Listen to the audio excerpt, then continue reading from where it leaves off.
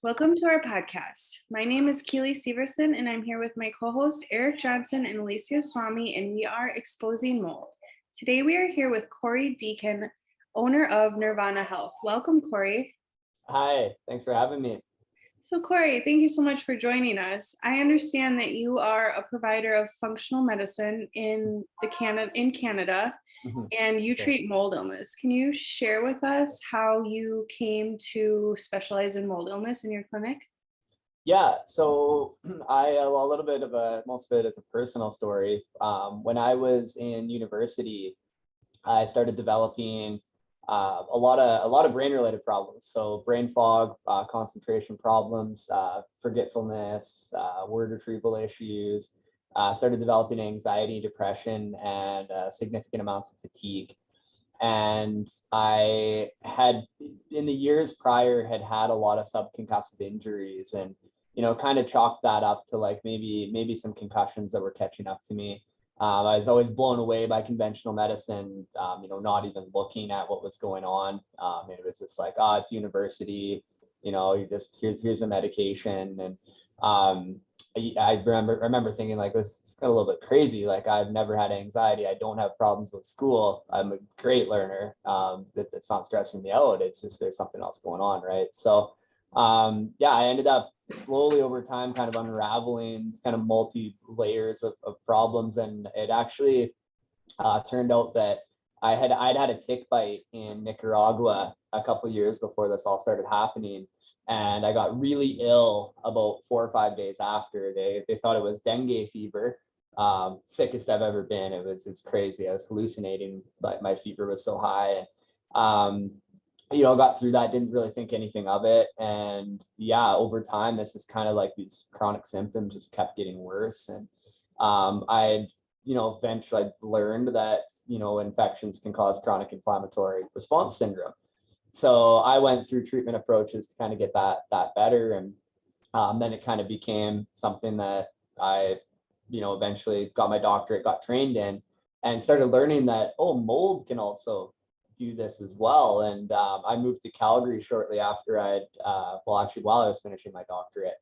And there was a lot of floods actually in Calgary in 2013, 2014, like massive amount of the city flooded because of the river, all the floodplain flooded out, which happens every 100 years or so.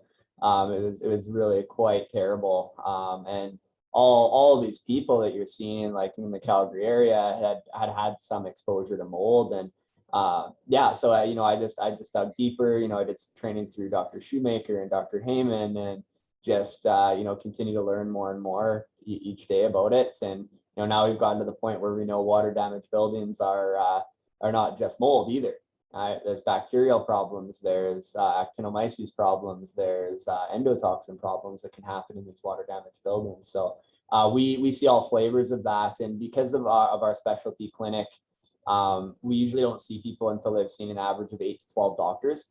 So I would say probably about 50 to 80% of my patient population is chronic inflammatory response syndrome, and specifically related to mold or water damage building illness. So it's just been interesting to see like how pervasive it is, and how common it is to see. When you were in university, do you think that you were in a bad building or a bad dorm? Definitely. And when I moved to Calgary as well, I was in a basement suite that was like a raised legal basement suite. Without a doubt, I'd had mold exposure. I'd had it also earlier in my childhood as well. My parents' basement flooded probably 7 or 8 times. Lived down there, and it's so tragic because a lot of like insurance companies, their goal is to do as little remediation as possible, right? So I remember multiple times where it wasn't even recommended that we remove the carpet, right? And it was so absolutely and that was all of the compounding, all the things that compounded, right? And that's the important thing to know with things like mold and water damage building exposure, is that makes you more susceptible to like post-concussion syndrome. And I've seen much of that too, where people actually come in after concussion, they're not getting better. and you dig deeper and you see like, quantitative RNA sequencing, you're seeing, oh, you've had a past exposure to mold, or you're having a current exposure. So your innate immune system can't recalibrate for your brain to actually repair. So yeah, I really think that with the concussions, with the infection I got, the Babesia infection I got in Nicaragua, I think that all of those, the mold exposure was what made me susceptible to all of that. Right. I think had that not been the case, I probably wouldn't have had any problems with any of those other issues. So. What's really interesting in your bio is that you're using quantitative EEG, and Eric has a little story for you about this method, because it's actually an old school method that was used in the 80s. And so I'd love to hear Eric's story, and then maybe we can transition over to how you've started adapting to that and using that in your own practice to help people. Yeah, that was actually a technique used by Dr. Jay Goldstein in San Francisco, who was testing Dr. Paul Cheney's chronic fatigue syndrome patients, and said their brain electrical activity mapping was literally off the charts, like somebody hit him in the head with a sledgehammer. And this was part of the evidence that helped to establish the credibility of Dr. Cheney's chronic fatigue syndrome as a discrete entity. Amazing. Yeah, Dr. Cheney, after seeing the results of these QEEG scans, said that the real answer to chronic fatigue syndrome, it's all in the head. It's in the brain. It's right there. It's in the brain. It's in the mitochondria. It's in the electrical chemical function of the brain. Absolutely. So it's interesting to hear that this old reliable technology is still being applied and becoming more and more and more reliable. It's actually really, really cool.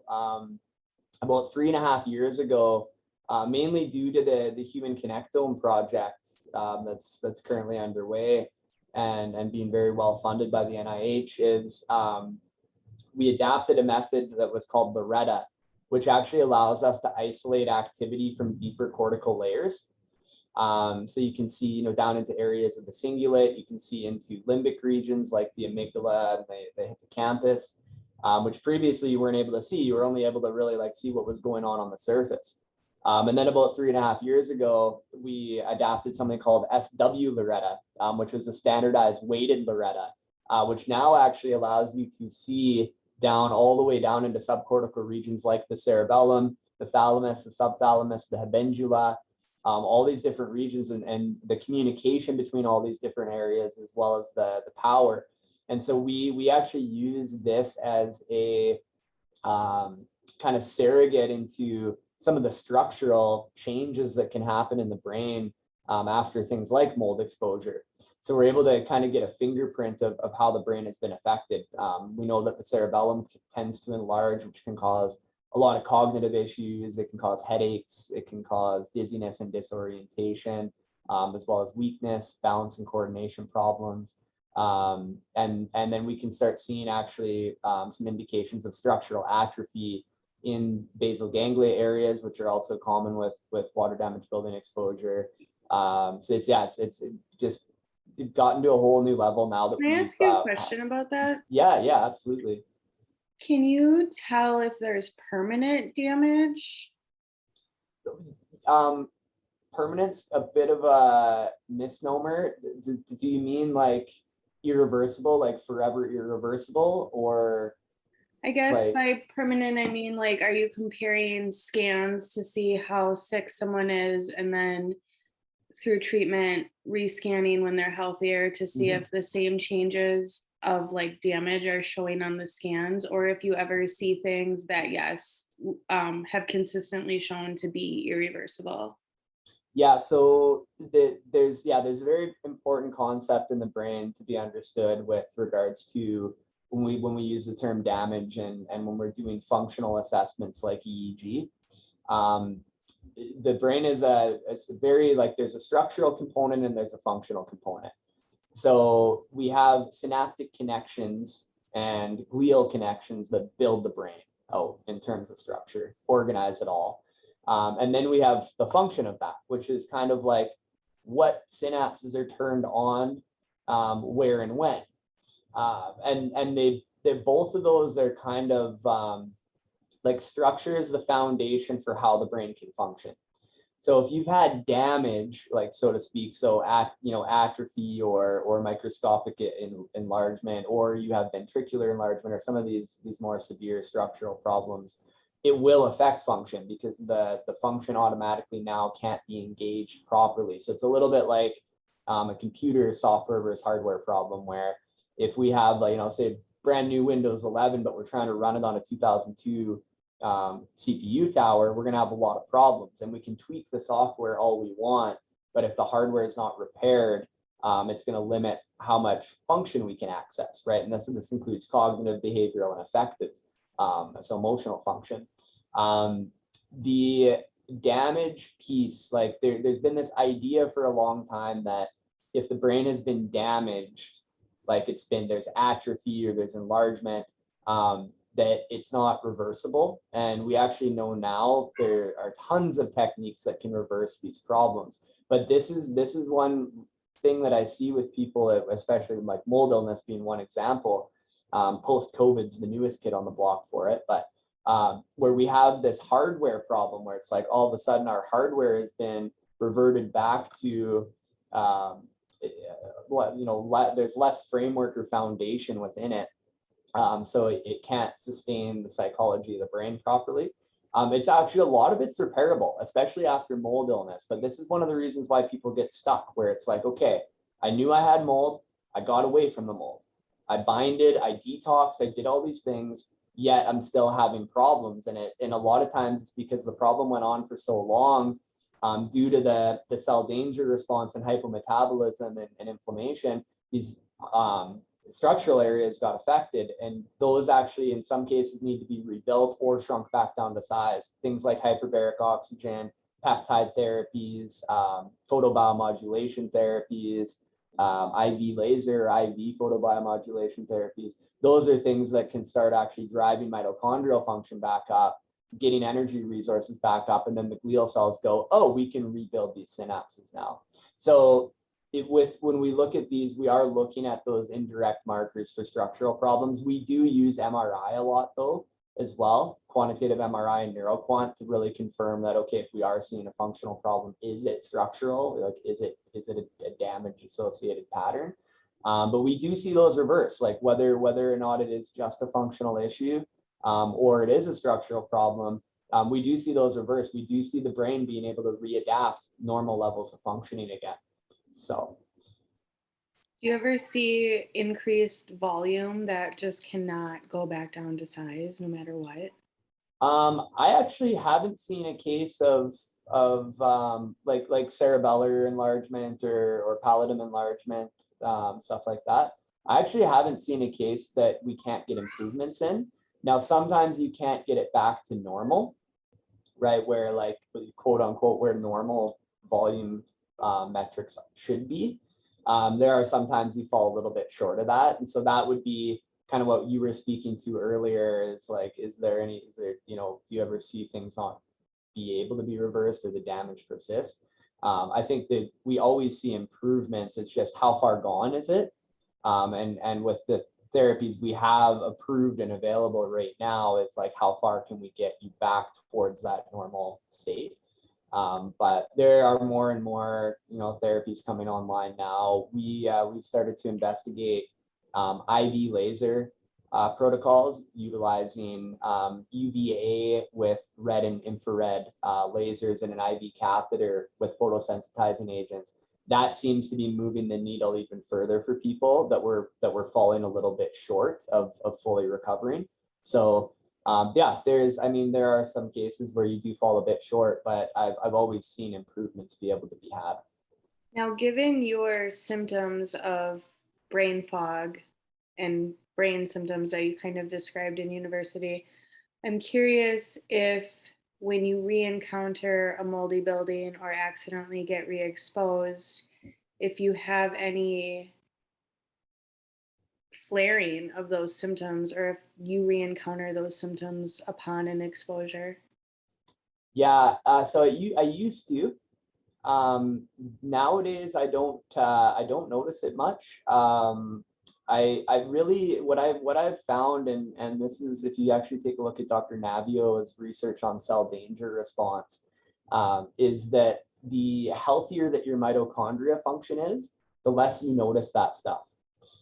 So even up until about 2 or 3 years ago, I would absolutely notice it almost as soon as I would go into a building.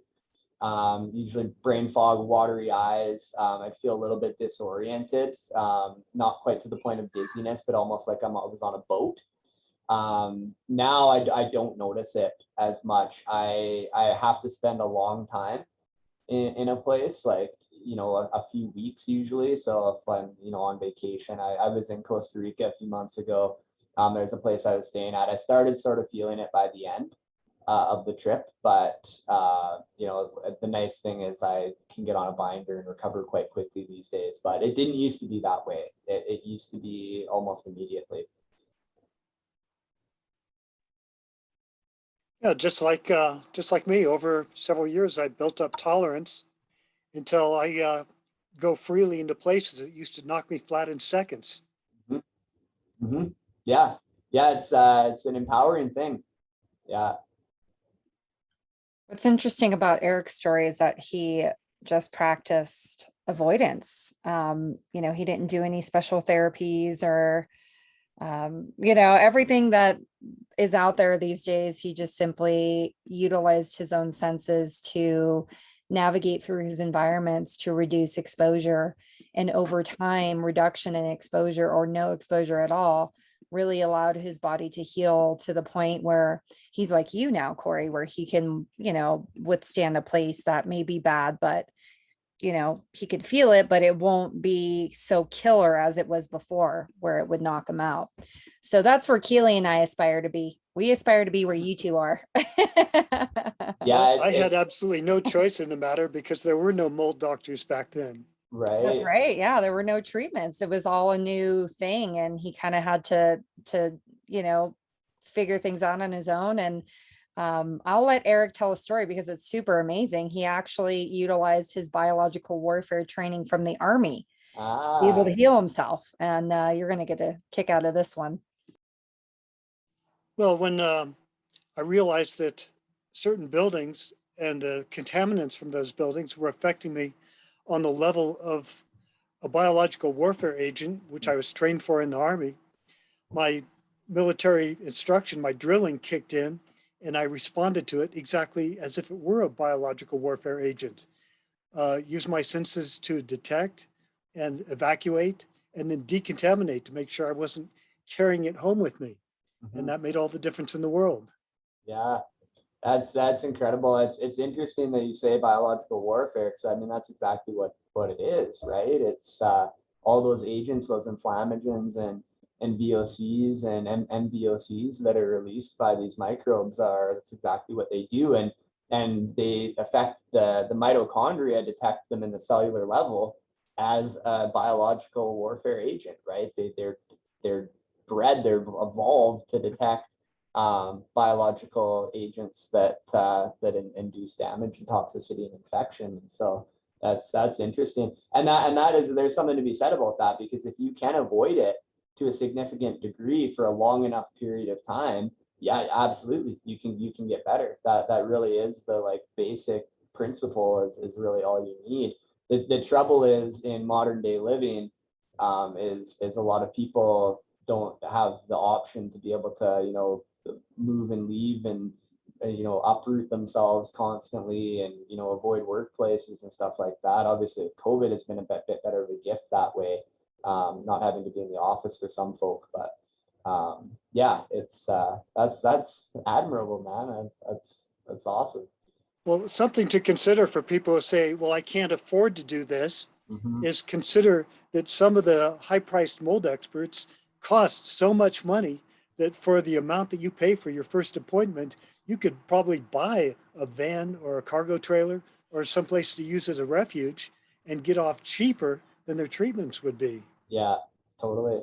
Absolutely, absolutely. And then just have to do it for a long enough time, and eventually things repair. Yeah.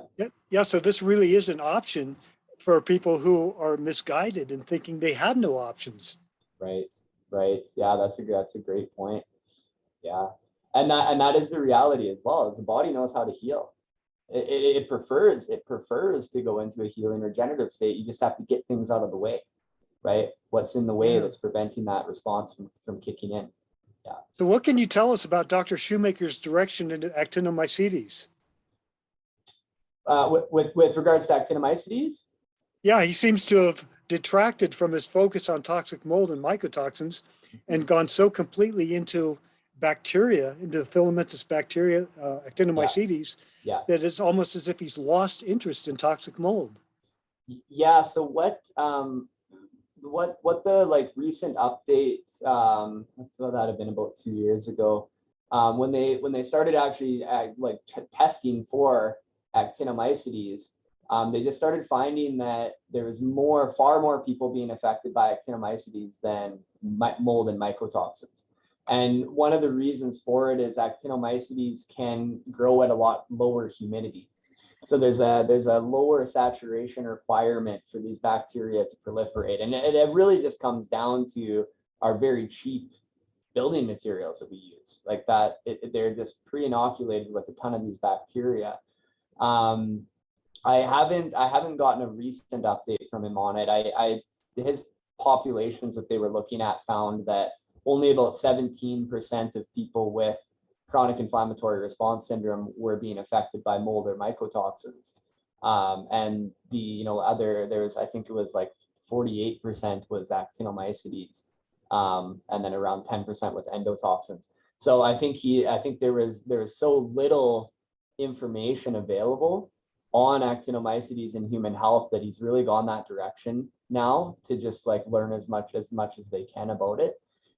This is actually, it's kind of interesting because in our practice as well, when we're doing quantitative EEG, we have markers for hypometabolism.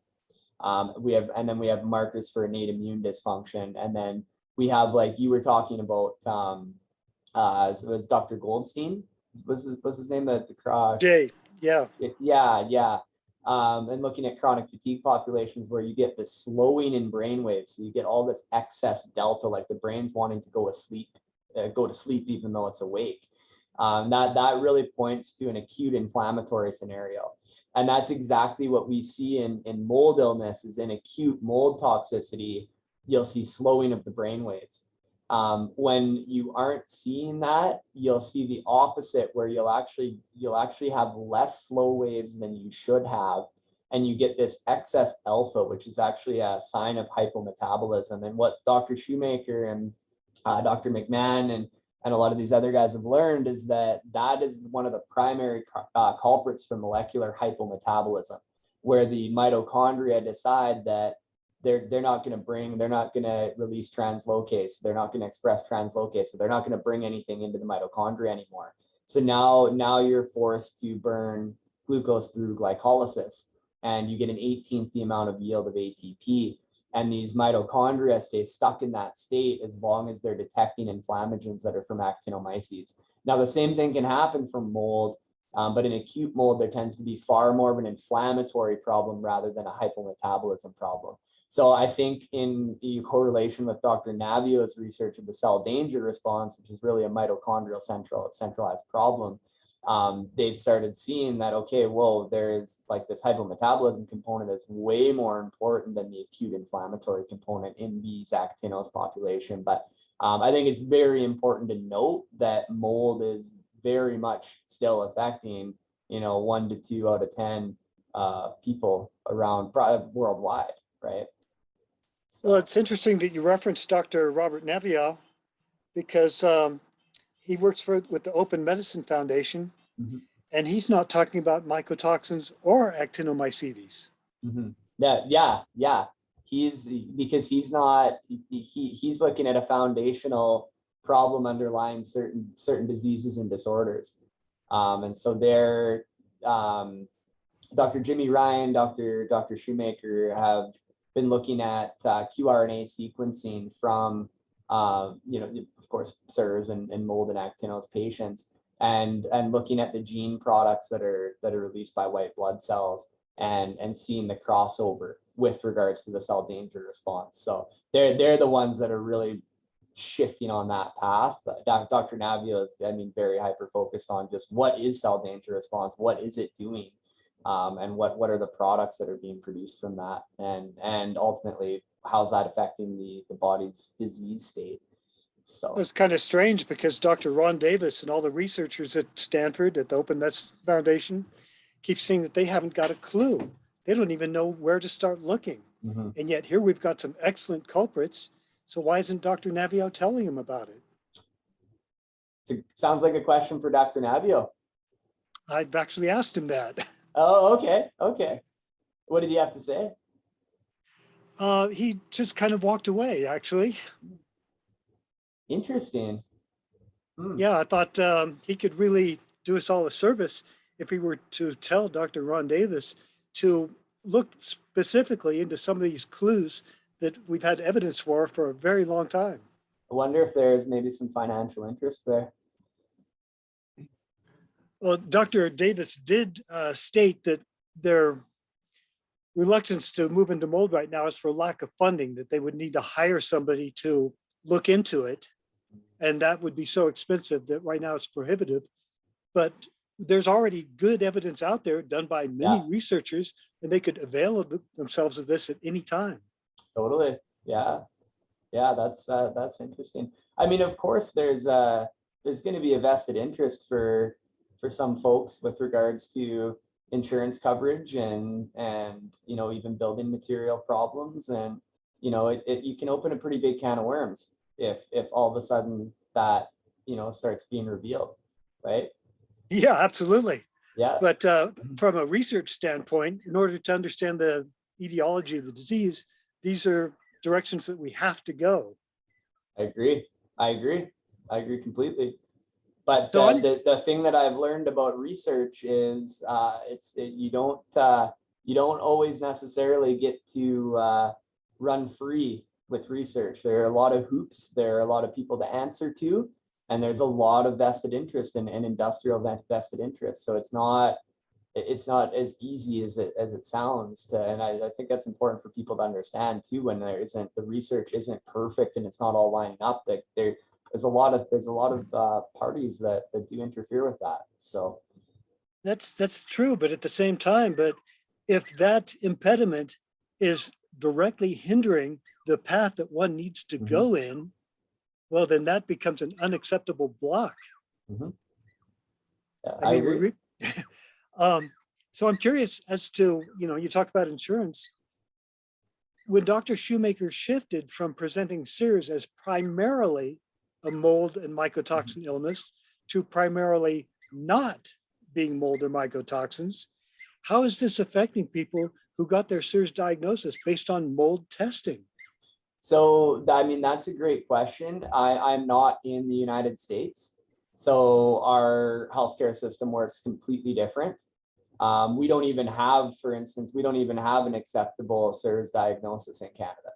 Like that's just not something that is even really looked at as being an accepted diagnosis. It is a diagnostic code, but most of the time it's just completely ignored by the primary healthcare network. So we, like in our clinic, we have zero subsidization, and our insurance coverage is very minimal as it is. So we have a very different system than the United States. So I'm not too sure to be able to answer your question on that. But what about within your own practice? Like before the 2 years ago when the actinomycetes came to say, hey, surprise, there's bacteria in a wet building too. Who would have ever thought? Yeah. No. Even so before that 2 years ago, the diagnosis was then made on mold and mycotoxins. So, assuming patient care takes probably a few years through your clinic. I'm sure people, from 6 months to 5 years, I'm sure they're spending, if they're chronically ill, depending on, I guess, if they're getting results or not. What are you seeing in your clinical observations when you had to change your treatment protocol from treating mold and mycotoxins to treating everyone like they overdosed on antibiotics? Yeah, so the changes really came again more mitochondrial centered rather than detox centered in terms of initial steps. The issue or the thing with actinos that didn't really change was building remediation. Aside from having to do more small particle remediation, it did actually help us a lot because we'd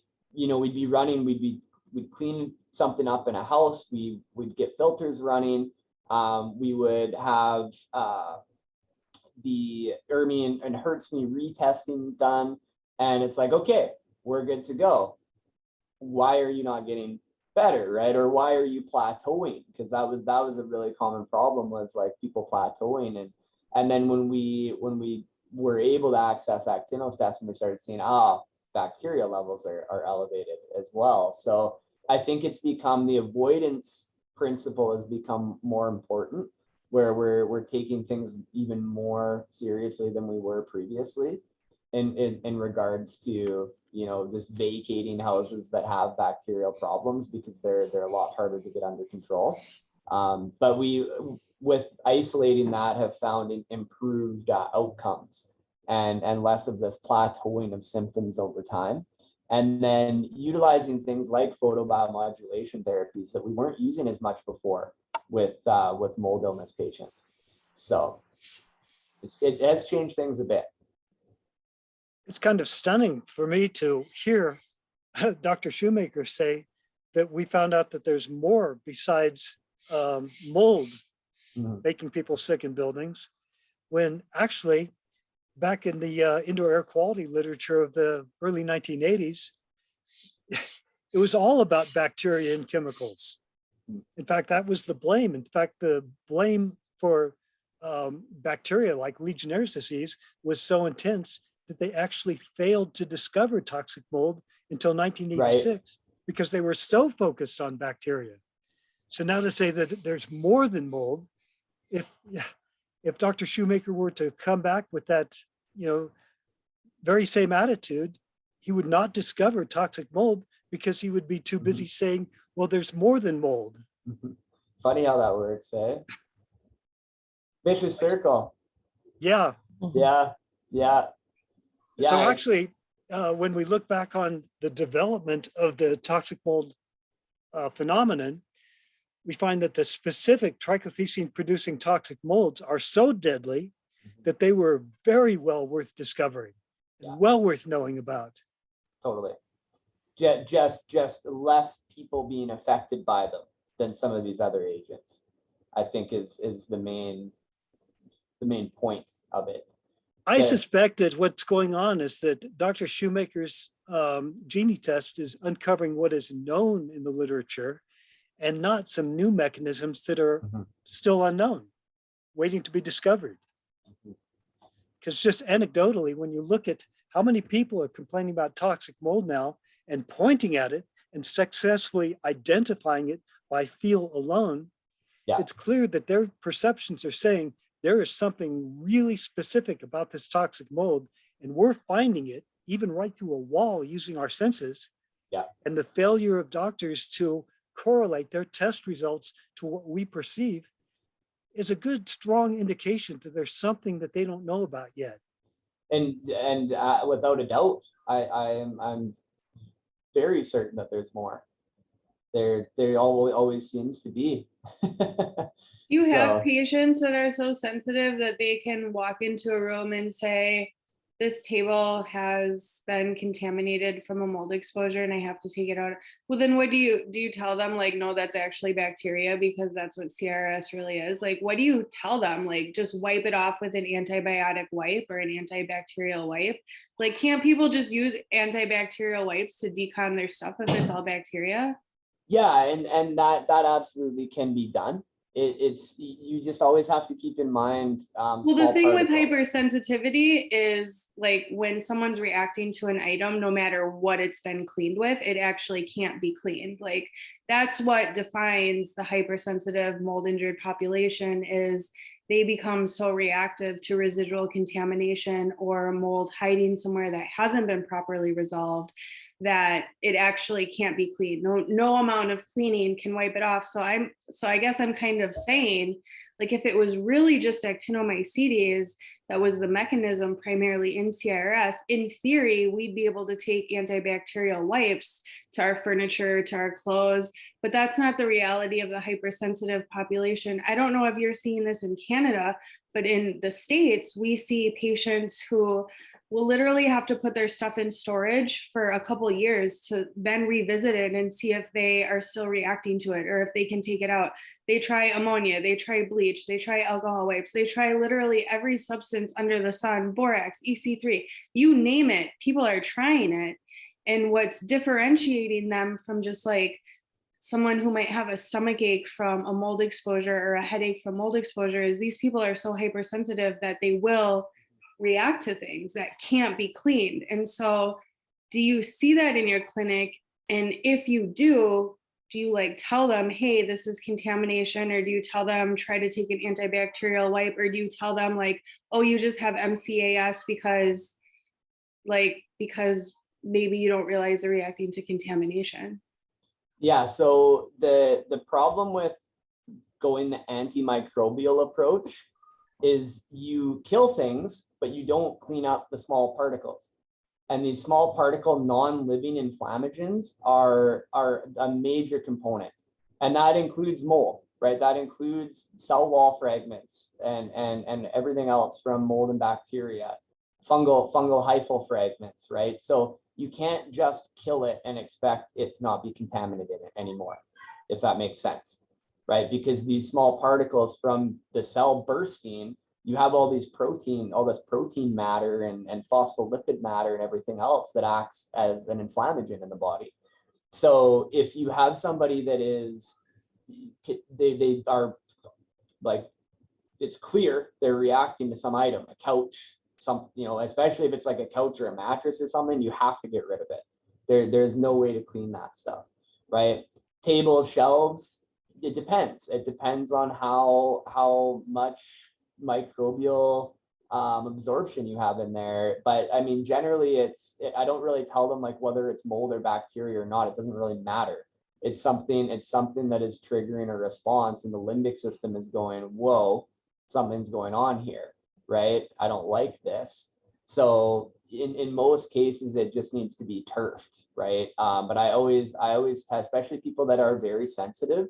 I try to really encourage them to trust that, right? Because I think a lot of times people have been told not to trust themselves, right? We've disempowered people as being their own intuitive healers. And don't you think we're kind of also doing that when we tell them it's like a limbic system response instead of saying it's actually like an immune system injury? Because it's essentially telling people that it's in their head. And if you can retrain your limbic system and react less, you just prove that it's in your head instead of an actual physiological immune response. Well, and if you can do that, then great. Then that proves it's a limbic response, right? But if you can't do that, then it's not. But except in real life in the patient population, they do that and maybe they're slightly less reactive with stress, but their fibro pain is still there and they still have MCAS. But they think that those are separate conditions because they think they treated the limbic system. And then they go on to think that these other conditions are not related to their mold hypersensitivity when it indefinitely is. And then they chase those conditions forever thinking that it's something else and it's not. Yeah. If you're sensing mold, it is a limbic system sensory response. So if we're going to be honest with people and educate them, it is the brain that is sensing it, right? Like the sensory organs are sensing it. It still can be an immune response, absolutely, because we have inflammatory receptors in the amygdala, right? So the amygdala is meant to tell you something's not right. Right. And that is within a given environment, you have to kind of figure that out for yourself. But even if it is an immune response, if you're sensing it, it's a limbic system sensory process. right? If something can trigger one part of your brain, it can trigger probably any part of your brain, especially when it's through the nervous system. So but that danger, I guess I disagree that it's that primarily a limbic system response. That might be like secondary part of the cascade. It's secondary. Right, but it's treated as primary and stated as primary. I mean, it can be, but that if that was the case, it would be wrong. That's what I'm saying. It is. That would be a wrong way to label it. That's exactly my point. I think it's a wrong way to label it. But it is sometimes a limbic system response, and that's important to understand. I mean, that's what energy vampires teach, right? Like the doctors who talk about energy vampires, like that's what they say. But if there is an unknown mechanism of mold injury, like we all just agreed that there probably is, like we really can't say that for sure. We can, because treatment proves diagnosis. So when somebody's symptoms completely resolve, right, and they stay that way, that supports diagnosis. But we already said re-exposure can trigger a hypersensitive. So yes. So if it didn't heal the immune system to prevent the re-trigger, then it didn't cure. So it's not a cure. So it doesn't prove the diagnosis. In that case, yes. If you are re-exposed and you get symptoms, then yes. Well, doesn't that disprove the whole entire idea then? Because people are continuously re-exposed to contamination. But not everybody. But what all I'm saying is not everybody who does go and get re-exposed gets sick again, or gets a sensory reactivity. They built up more tolerance. Yeah, exactly. Yeah. But this is where Dr. Robert Naviow and Dr. Ron Davis really need to have a talk, because Dr. Davis's nanoneedle results indicate that there's a cellular response, that there's a Dower response to the downregulation of the mitochondria by some agent in the blood, completely independent of what's going on in the brain. So therefore, that cuts the limbic theory right out of the deal. In hypersensitivity to mold. Yes. But not everybody. But we don't need to have a brain at all. You can chop off somebody's heads, and if you have their cells in vitro responding to this agent, that there's a systemic downregulation of the mitochondria that's affecting the body, regardless of what your thoughts are, your fight or flight response, or limbic retraining, or anything else. You have a cellular threat response. You have a cellular threat response. That's right, with no brain. As opposed to a no mind body at all. A centralized threat response. Exactly. But there is bilateral communication as well, right? Where that danger response is evaluated differently. But if we want to find out what that agent is, we can't go looking in the brain for a limbic response. I think Dr. Davis is really onto something here, because if you can find this agent in the blood, I mean, no brain involved, then you know what's down-regulating cellular ATP response. Right. And the other fact of the matter is that almost every cell in the brain has mitochondria too. So you have a threat response in the brain cells as well, right? Right, but we've already ruled that out. That's out of the deal. So once we find out there's an intracellular response to this agent, and we can reproduce this in vitro, we can kind of set aside whatever relevance your fight or flight response has, because we're looking for the specific agent that's turning off our mitochondria. But I'm saying it's happening in brain cells as well, not like specifically like your astrocytes, right? We know there's astrocyte leakage that occurs when this happens. Right, aquaporin gets leaked into the blood, and now you have water transport problems. Well, there's not going to be any cells that are immune to a poison that's cytotoxic. So every cell is going to be affected. So it really doesn't matter where they are. It matters like what's happening. Totally. I think we can agree to disagree. I hope we haven't thrown the heat on you too much today, Corey. Well, no, this is good. I mean, it's a good debate, this is how we gain understanding. Well, there's enough evidence for the brain retraining to see that there is some kind of effect going on here, because people are getting improvement in their condition by downregulating their emotional response. But at the same time, if we want to find out what's doing this, we've got to do what Dr. Davis is and look why this agent in the blood is capable of shutting off our cellular full production of ATP, regardless of what the brain is doing. Well, and that's also a good point, because you need to look at the deepest foundational cause, right? Because if you're just treating surface symptoms, it's going to be limited, and it isn't going to be longitudinal either. But there's a lot of people who are counting on the validation of mold testing and the properties of mold to substantiate their case of illness, so that their relatives, their doctors will believe them. But now, by saying, well, we don't think it's mold, it's kind of toxic soup of anything and everything, they're deprived of having that validation.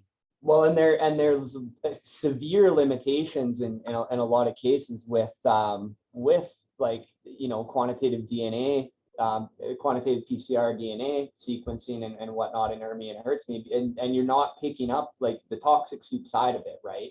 You're trying to find the microbes, but that it's limited. Those techniques are limited. So yeah, I mean, if you're looking for everything to be fully validated, it doesn't always happen. So yeah. Aren't doctors in the position of having to say to their patients, yeah, we thought it was toxic mold, but that was entirely wrong. We need to revisit your case completely.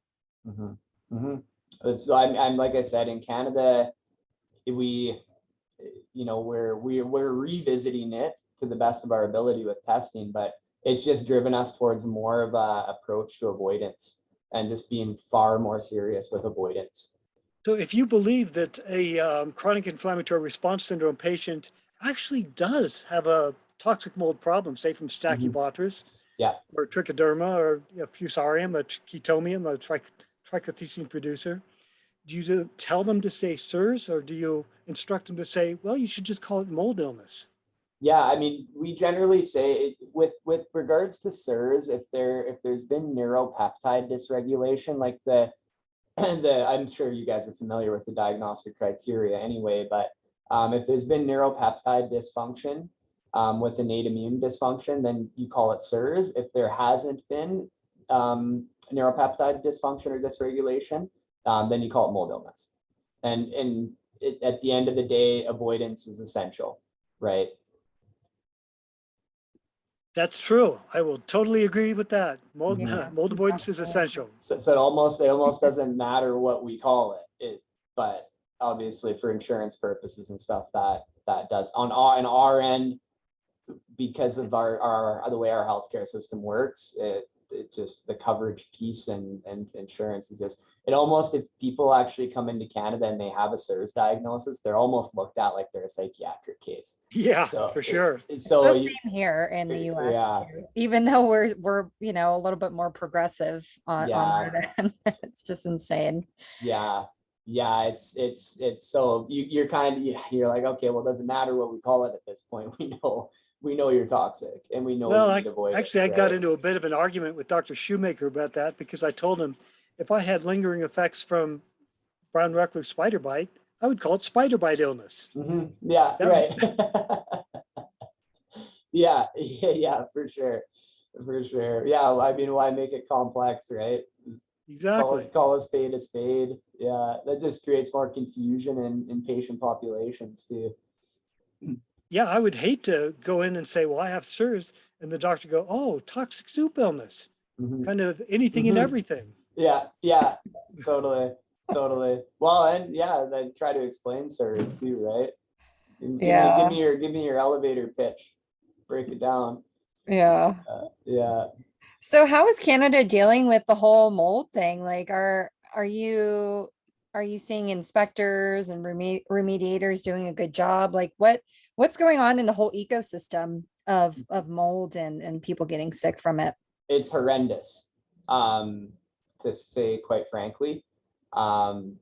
We have one company here in Calgary that I would say does an okay job, but yeah, it's difficult again because insurance companies don't want to admit it's a problem. Right? Government doesn't want to admit it's a problem. No one wants to admit anything, right? Builders, contractors, everybody just denies it. So it's really difficult to get any sort of remediation done. It's really up to the individual to figure out situations, whether it's purchasing a trailer and dragging it out somewhere to a slot that they can stay and live. Obviously really difficult where we're at in Canada with the weather fluctuations, but it's horrendous, and there's just no accountability anywhere. If you're not surpassing that EPA standard, which you don't see a lot, this like mold spore trap testing and stuff. I mean, if that's not off the charts, essentially there's no coverage. There's like almost no help. There's been a few lawsuits that have carried through up here and have been successful, but it's very far and few. So. Wow, that's sad to hear, because it's exploding out here, and even us being more advanced, we're still seeing so much just crap in the industry, really, to be quite frank here, with mold testing and remediation. And I just could imagine in Canada it's probably a lot worse. And are you seeing a lot more patients coming into your practice? Like, are you just getting a higher volume of people coming in with this type of illness? Yes, because I think that some of the toxic peptides that people were being exposed to through, things like the recent vaccination changes and COVID were the tipping point for people. And again, it's this big focus on post-COVID, but I really think a lot of it is these people have been exposed for a long time in a low-grade way, and it was just the straw that broke the camel's back. So yeah, we're seeing a lot more of it, and it's interesting, because I think with like public medicine, you would think it would be in the government's best interest to actually like realize this and put some things in place for prevention, right? It's going to cost them less in the long run, but yeah, it's just not being accepted. So, yeah. Well, thank you, Dr. Deacon. Corey, we appreciate you coming on and being such an awesome guest here. And I know we're tough over here, man. We're tough as nails. We love to debate, and we love to get these conversations going, because it's important to have these conversations with each other, especially people who are trying to help mold sick patients from, Canada to the US. And we have a big listenership in Australia too. It's a big issue in Australia and the UK. Okay. And so it's a growing problem, and we definitely need to work together to try to figure some things out. And it's really nice to hear you as a physician, pursuing the idea of mold avoidance, and that being just number one for a lot of people, just avoiding, the bad stuff. And listening to yourself, right? Like that's the biggest thing, like listening to your body. If your body's saying something's not right, it probably isn't. We are 100% in alignment with you on that. And that's something that we talk about as well. And I just want to pass the buck over to you, Eric. Do you have any final questions? No, I'm good. All right, Corey. So if anyone is listening from Canada, which we do have a lot of listeners from Canada, where can they consult with you? Yeah, so our website, www.neurvanahealth.com, is our clinical website. And then we do offer like clinician and patient training programs as well, to just like, if people want to like understand the inner workings of this more, and what the research shows and everything.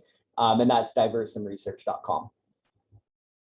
Fantastic. Well, thank you so much. And thank you to all of our listeners. We appreciate you, and we'll see you next time. Thank you.